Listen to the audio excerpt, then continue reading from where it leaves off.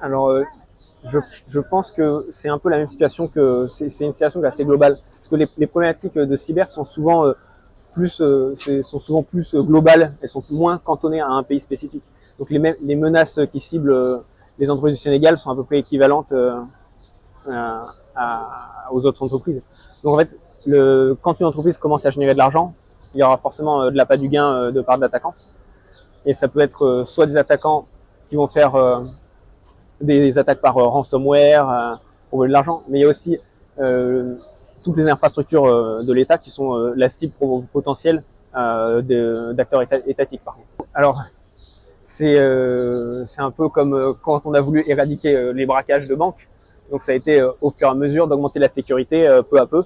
Donc c'est un travail, c'est pas, ça va pas se faire du jour au lendemain. Donc c'est que en ayant toujours une approche proactive, donc qui est toujours d'améliorer la sécurité proactive. Donc on essaie d'améliorer la sécurité en permanence parce que ça se fait pas d'un coup. Donc c'est une question de maturité. Donc une entreprise, elle va commencer, quand elle s'installe, elle va essayer de pouvoir produire son produit et d'être rentable.